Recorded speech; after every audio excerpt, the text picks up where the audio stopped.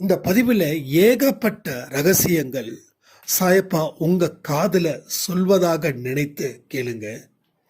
காலத்தின் கட்டாயம் என்ன தெரியுமா?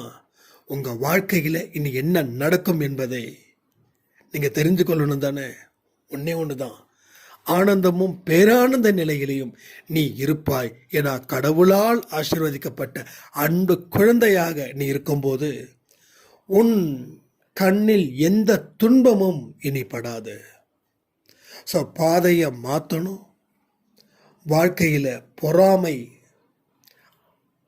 ஆத்திரம் இதை முழுவதுமாக கைவிட வேண்டும். ஒரு புதிய சகாப்தத்தை படைப்பதற்கு உண்டான நாள் நெருங்கிவிட்டது. இனியும் வாழ்க்கையில் நாம் இப்படி இருக்கிறோம் அப்படி இருக்கிறோன்னு நினைச்சா இருக்கிறதும் போயிடும்.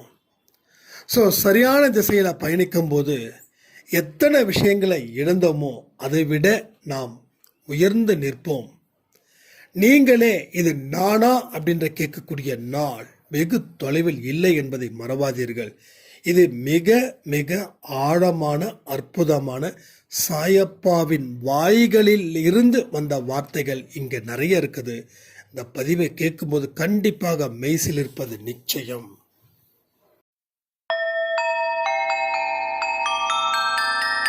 ஓம் சாயிரா சாயிரா, ஓம் சாயிரா சாயிரா, ஓம் சாயிரா சாயிரா, அன்பே சாயிரா, பேரன்பே சாயிரா, அகிலம் தளிக்க ஆத்மா விழிக்க அனுதினம் சாயிரா, எங்கள் அன்பே சாயிரா.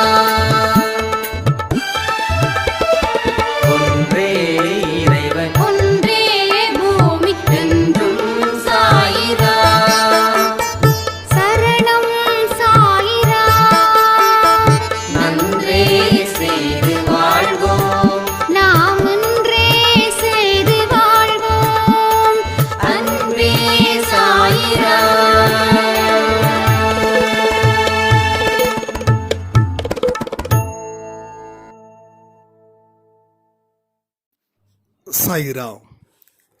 என் உயிரின் உயிரானவர்களே,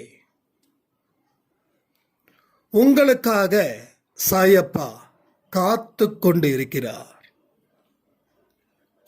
எப்பொழுது தெரியுமா? என்னைக்கு அவரை நீங்க வழிபட ஆரம்பிச்சீங்களோ அன்னைக்கு ஆரம்பிச்சது இது. என்னைக்கு நீங்க அன்பே சாயில இணைஞ்சீங்களோ அன்னையில இருந்து அவர் மிக வேகமாக உங்க வாழ்க்கைய மாற்ற வேண்டும். உங்க கர்மாக்களை அத்தனையும் அழிக்க வேண்டும். நல்ல எண்ணங்களை, நல்ல செயல்களை உங்களுக்குள்ள ஏற்படுத்தி அதுல நீங்க சிறப்பான ஒரு வாழ்க்கைய வாழ வேண்டும் என்று தினந்தோறும் காத்து கொண்டு இருக்கிறார். நாம கடவுளுக்காக காத்துக்கிட்டு இருக்கோம், ஆனா கடவுளோ நமக்காக காத்துக்கிட்டு இருக்கார். இது காலத்தின் கட்டாயமும் கூட. ஏன்னா உங்க விதி பயன் இனி புதிய விதிக்கு ஏற்றது போல உங்க தலையெழுத்தை மாற்றி எழுத வேண்டிய ஒரு கட்டாயம் இன்னைக்கு கடவுளுக்கு இருக்குது. ஆனா இதுல இருக்கக்கூடிய தர்ம சங்கடமான நிலை என்ன அப்படின்னா, உங்களுடைய உணர்வுகளுக்கு நீங்கள் மதிப்பளிக்கிறீங்க. இன்னமும் உணர்ச்சிகரமான ஒரு மனிதனாகவே வாழ்ந்துகிட்டு இருக்கீங்க. இனியும் உங்க வாழ்க்கையில இந்த ரெண்டு விஷயத்தை நீங்க தலையில சுமந்துகிட்டு இருந்தா அது சாயப்பாவிற்கு மிக பெரிய தர்ம சங்கடத்தை அது ஏற்படுத்துகிறது. தர்ம சங்கடம். நீங்க வெளியில ஒன்று சொல்றீங்க, கடவுள் என்னை காப்பாத்தலன்னு. ஆனா கடவுள் என்ன சொல்றாருன்னா, நானா உன்னை காப்பாத்தல, நான் உனக்காக காத்துக்கிட்டு இருக்க. நீ என்னுடைய வழிக்கு வராம உன்னுடைய வழியில் மேலும் மேலும் பயணத்தை ஏற்படுத்தி மீண்டும் மீண்டும் உன்னுடைய வாழ்க்கையில் தோல்வியை தழுவிக்கொண்டு இருக்கிறாய்.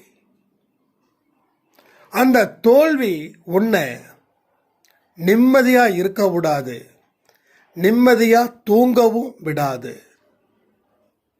ஒரு அதிசய வாழ்க்கையை நீ உன்னுடைய புத்தி இல்லாத தன்மையால் வாய்ப்புகளை இழந்து இனி பலர் உன்னை கேலிக்கும் கிண்டலுக்கும் உள்ளாக்குவதை நீயே உருவாக்கி கொண்டு இருக்கிறாய் இந்த நொடி வரைக்கும்.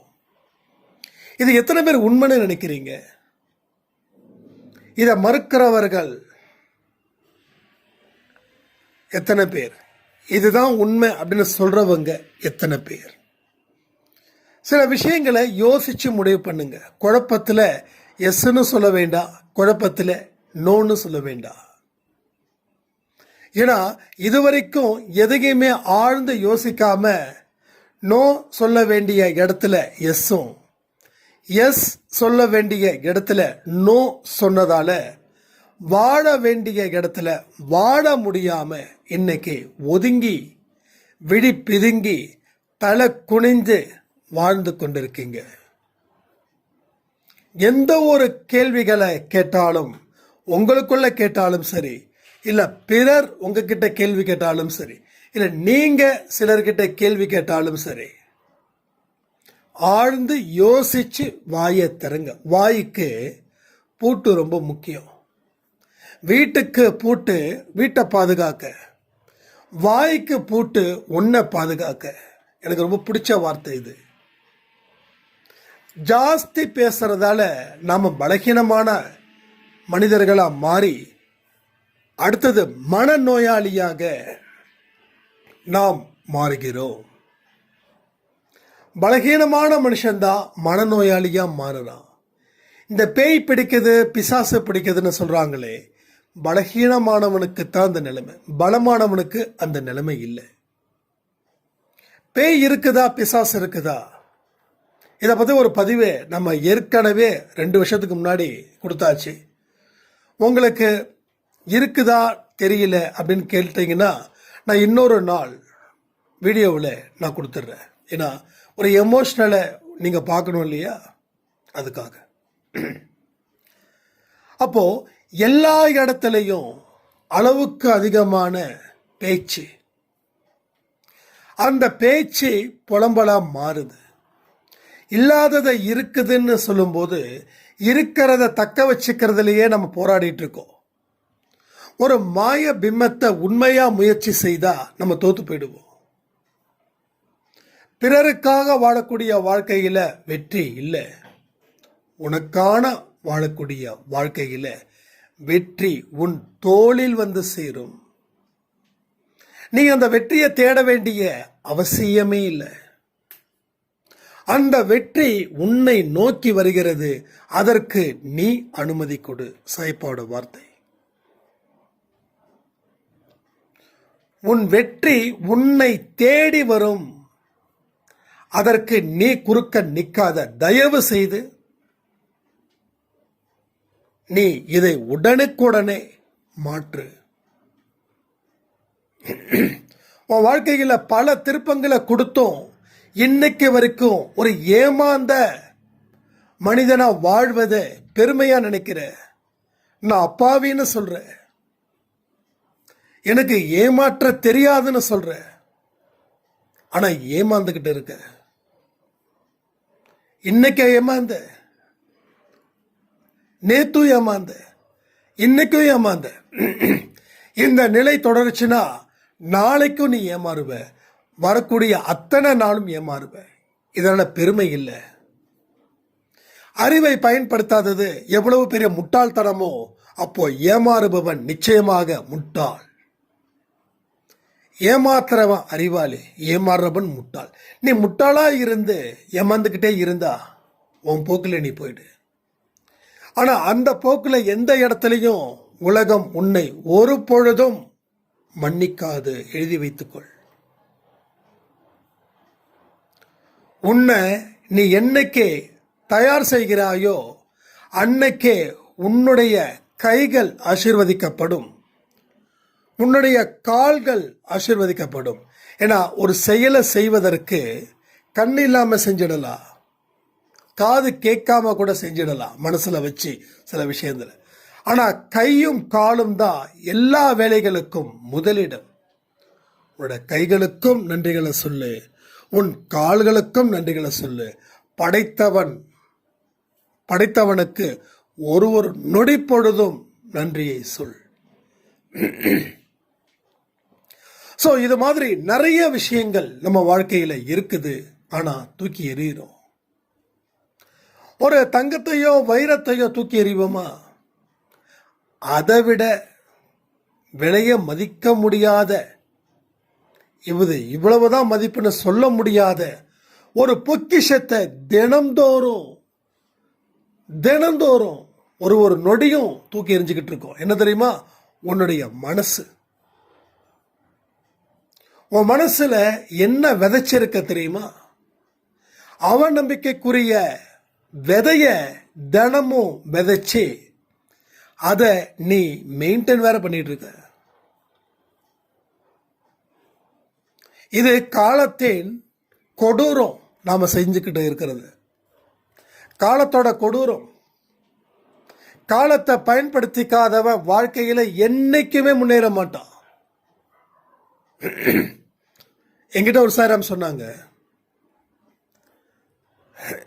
இப்பயோ ஏதோ ஒரு கேஷுவலா சொல்லும்போது, பக்கத்துல கடையில காய் விலை கம்மி, அதனால இன்னும் 2 தெரு தள்ளி போனா காய் விலை பக்கத்துல இருக்கிற கூட கடையில காய்கறி விலை கொஞ்சம் அதிகம்.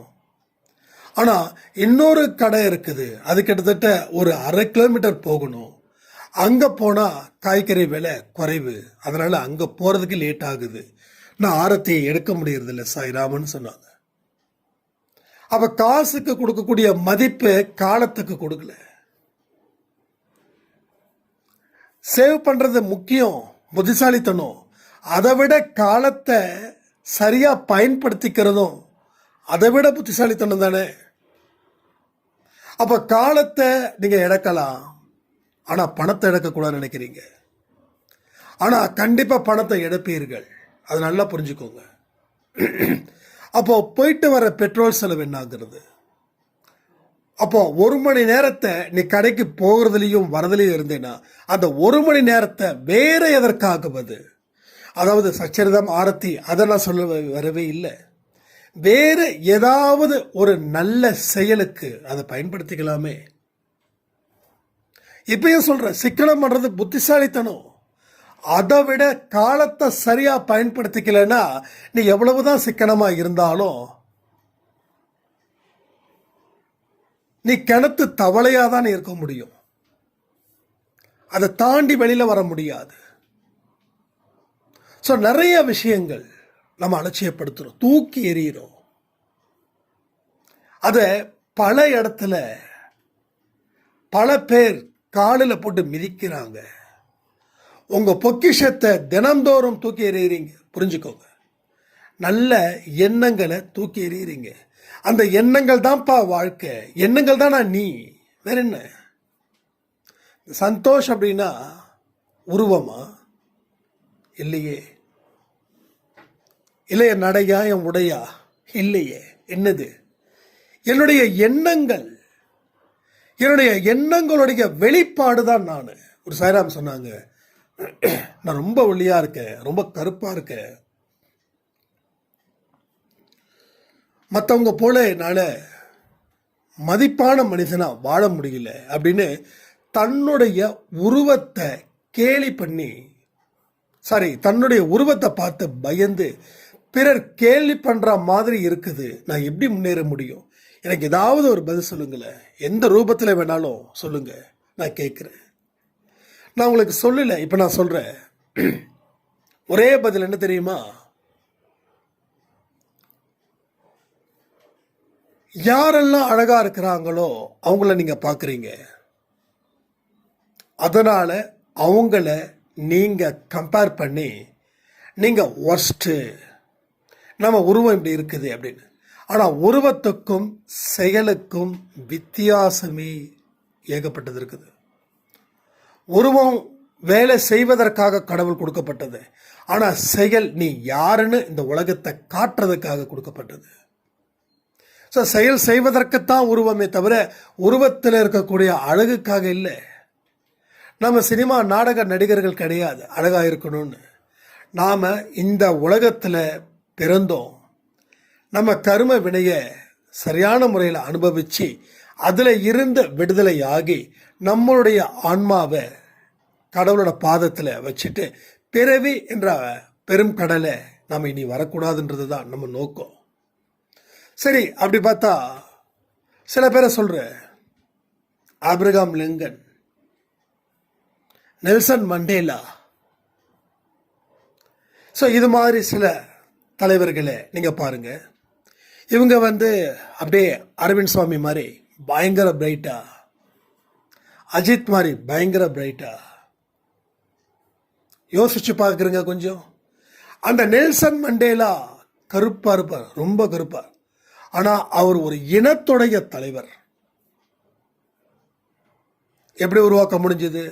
அவருடைய எண்ணங்கள் செயலாக மாறினதாலப்பா, மற்றபடி வேற ஒன்றும் இல்லை. அடுத்தது மியூசிக் டைரக்டர் இளையராஜா. அவருடைய ஹைட்டு, அவரோட கலரு, அவரோட ஹேர் ஸ்டைலு, இதெல்லாம் அவர் பார்த்து இதெல்லாம் என்னடா உருவம்னு சொல்லி ஒரு ஒதுங்கி இருந்தா இன்னைக்கு இசைஞானி, இசை கடவுள் அப்படின்ற பட்டத்தை அவரால் பெற முடியாது. எப்படி? அவருடைய செயல்கள் தான் அவருக்கு அடையாளமாக இருந்தது. அவருடைய உருவம் அவருக்கு அடையாளமாக இல்லை, அவருடைய செயல் அவருக்கு அடையாளமாக இருந்தது. அதனால அவர் வெற்றி அடைந்தார். வாழும் தெய்வம் அப்துல் கலாம் ஐயா, அவர் என்ன ஸ்டைலா சொல்லுங்க? ஸ்டைலா இல்லை அழகா? அவருடைய எண்ணம் செயலா மாறுச்சு, செயல் முழு மனிதனா மாத்துச்சு.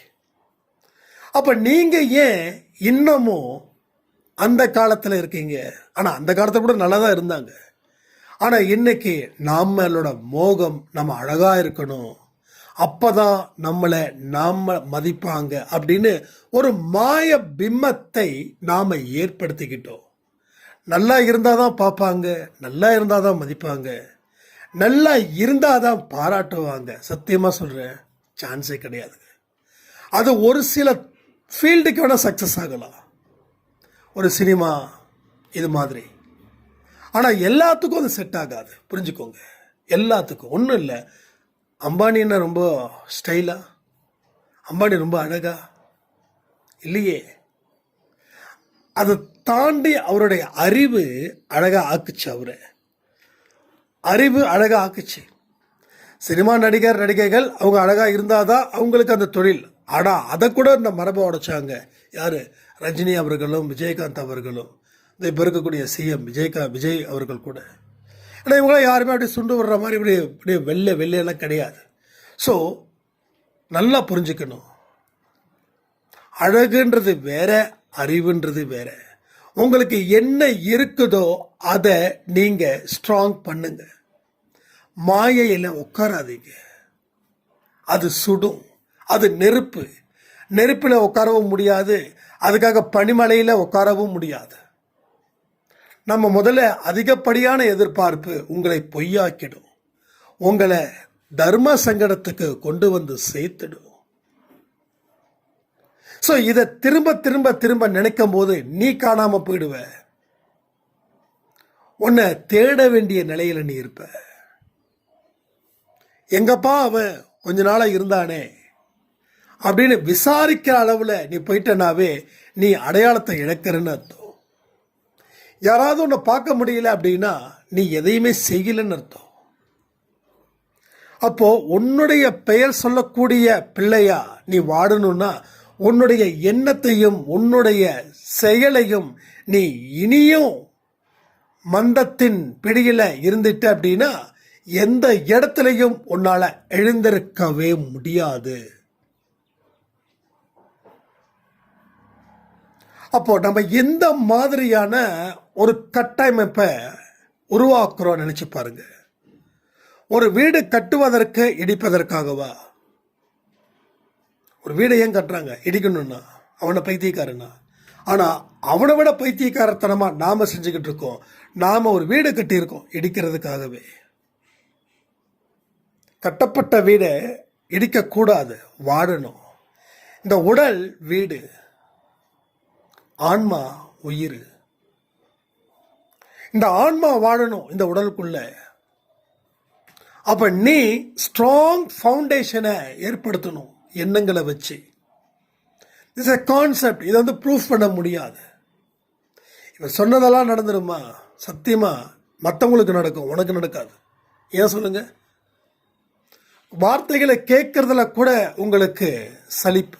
இந்த சலிப்பு ஏன் வந்தது தெரியுமா? ஒரு அம்மா சொன்னாங்க, என் கணவர் எப்போ பார்த்தாலும் உங்கள் ஆடியோவை நான் கேட்டா என்ன இவர் சொன்ன நடந்துருமா அப்படின்னு கேட்பாரு. அது என்ன அர்த்தம் அப்படின்னா, அவங்க வாழ்க்கையில் இனியும் சரியான ஒரு பக்கத்தை படிக்காதவர்கள். அவங்களுடைய அறிவு ஒரு குறுகிய வட்டத்துக்குள்ளே உலா வருகிறது. அதை தாண்டி அவர்கள் சிந்திப்பது இல்லை. ஆனால் கடவுள் சிந்திக்க வைப்பார், அவங்களுக்கு ஒரு வாய்ப்பை கொடுப்பார். ஏன்னா நம்மளும் அப்படி தானே ஏகப்பட்ட கேலியும் கிண்டலும் பண்ணிட்டு இருந்தோம்.